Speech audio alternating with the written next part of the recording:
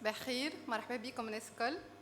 Alors, je suis Amel Qadri, docteur en agronomie et environnement. Alors, je vais discuter avec vous aujourd'hui un sujet très important qui est la comptabilité de l'eau en agriculture en tant qu'un enjeu de sécurité alimentaire. En fait, la sécurité alimentaire, c'est quoi? C'est une situation qui garantit à tout moment à une population l'accès à la nourriture, à la fois sur le plan qualitatif et quantitatif. En fait, elle doit être suffisante pour assurer une vie saine et active.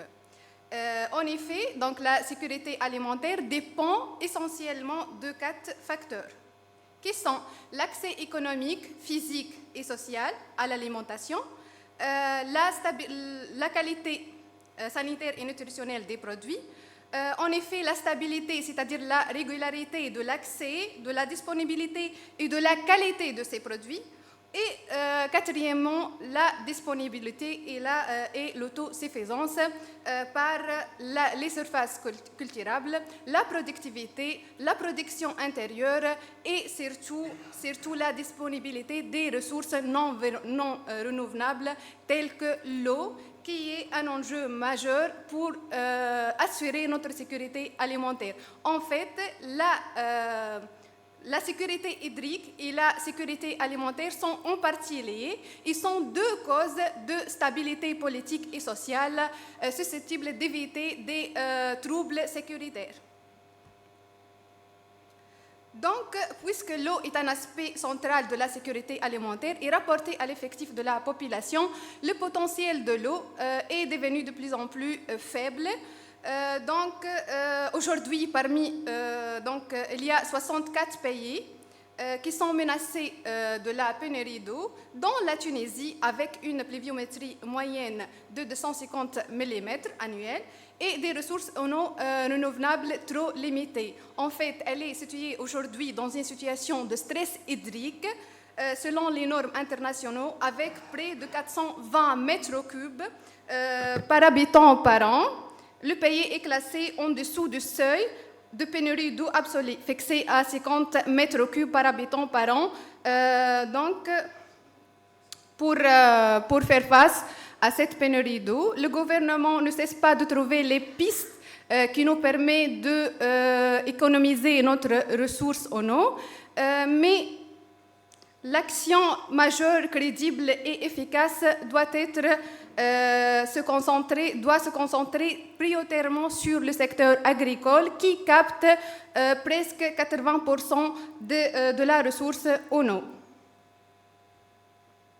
Donc, faisons le point sur les ressources en eau en Tunisie qui sont déjà caractérisées par une répartition inégale entre les régions. En fait, les ressources potentielles en eau de surface se concentrent au nord du pays et les ressources souterraines et notamment les ressources profondes se concentrent dans le sud du pays. Et voyons donc que les apports en eau de surface sont caractérisés par une forte variabilité interannuelle. Comparons ici les apports au barrage entre les années 2019 et les années 2020, on remarque une forte diminution des apports en eau par les barrages de presque 250 millions de mètres cubes à 791 millions de mètres cubes.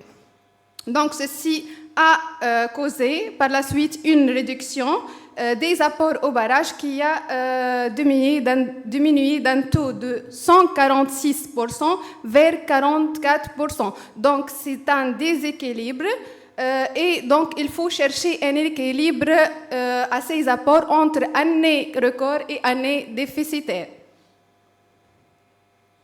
En effet, concernant les ressources en eau souterraines, elles sont tout le jour, elles ont un taux d'exploitation qui dépasse toujours le 100%, donc la surexploitation de ces ressources en eau souterraine ne peut être considérée qu'un indicateur de sa fragilité et montre l'ampleur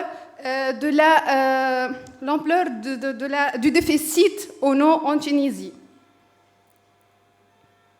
Dans ce cas, on pense à un modèle de gestion de l'eau.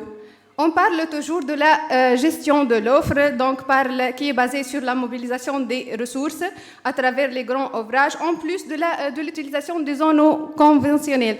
Mais on doit penser, pour faire l'équilibre, à la gestion de la demande en eau en contrepartie par la meilleure allocation des cultures, l'amélioration de l'efficience de l'utilisation des ressources en eau et la tarification. Dans ce cadre s'intègre la notion de la comptabilité de l'eau, qui peut être considérée un élément très important pour avoir une sécurité alimentaire. Donc, la comptabilité de l'eau en agriculture peut être déterminée par des indicateurs et des concepts clés, à savoir le virtuel, l'empreinte sur l'eau et la productivité de l'eau.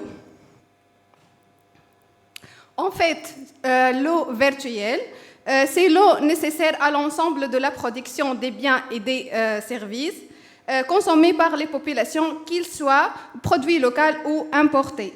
En fait, l'utilisation n'est pas directement observable ou visible dans le produit final, mais qui est en contrepartie indispensable à sa fabrication, à sa distribution ou à son transport et que nous consommons alors de façon indirecte. Ce concept de virtuel nous permet de calculer l'empreinte de l'eau, qui est la pression réellement exercée par nos modes de vie et plus largement par les activités humaines, qu'elles soient domestiques, industrielles, agricoles, commerciales ou touristiques, sur cette ressource précieuse. En fait, une simple comparaison, donc l'eau virtuelle et l'empreinte sur l'eau, ce sont deux approches complémentaires, mais l'eau virtuelle permet une compréhension à une échelle microéconomique, c'est-à-dire ce qui se passe à l'échelle de produits. C'est une sorte de comptabilité analytique de ce que signifie la production d'une unité de produit en termes de mètres cubes d'eau. Par contre, l'empreinte sur l'eau renvoie sur des questions macroéconomiques et stratégique, étant un indicateur de développement durable permettant de quantifier la pression hydrique d'une personne, d'une entreprise, d'un secteur de production, d'une région ou d'un pays. Ce qui permet donc à un pays qui manque d'eau de gérer ses besoins alimentaires par l'achat sur les marchés internationaux des produits dont la production nécessite des petites quantités d'eau. Donc, pour faire la balance, au lieu de parler de balance commerciale, ici, on parle de balance hydrique. Donc, si on exporte les produits dont la production nécessite une grande quantité d'eau, on fait indirectement l'augmentation des risques de pénurie d'eau. Et en contrepartie, si on importe les produits dont la production nécessite de grandes quantités d'eau, on diminue indirectement la pression sur nos ressources en eau. Donc, concernant le troisième indicateur qui est la productivité de l'eau, juste pour ne pas faire confusion, l'efficience de l'eau n'est pas la productivité de l'eau. En fait, l'efficience est une mesure de l'efficacité de l'irrigation liée au mode d'irrigation et au réseau d'irrigation. Par contre, la productivité de l'eau, c'est l'efficacité de processus physiologiques de production des cultures liés à leur consommation réelle de l'eau. Donc, c'est le rapport entre la production et la quantité d'eau totale consommée. En fait, la productivité de l'eau peut être calculée selon le contexte et le type d'analyse, que ce soit agronomique, économique ou encore nutritionnel. Donc, elle prend toujours la forme d'un mètre cube d'eau. Ça vaut combien en unité de produit? En fait, la productivité biophysique, elle est exprimée en kilogrammes de produits par mètre cube. La productivité économique, elle est exprimée en unités monétaires générées par mètre cube. Et la productivité nutritionnelle, elle est exprimée en nombre de calories par mètre cube.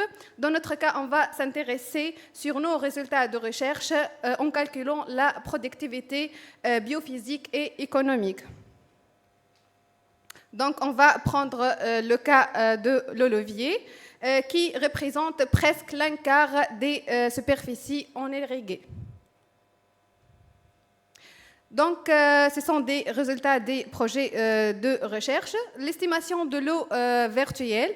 Donc, les résultats ont montré qu'un mètre cube d'eau virtuelle donne 5,12 kg d'olivier en pluvial. Par contre, un mètre cube d'eau virtuelle donne 4,43 kg d'olivier. Ici, donc, ceci est en relation avec la densité de plantation qui est extensive généralement en pluvial et intensif et hyperintensif en irrigué. En fait, et d'une façon globale, sur 100 000 tonnes d'huile d'olive exportée, la Tunisie exporte aux alentours de 475 millions de mètres cubes d'eau virtuelle par an.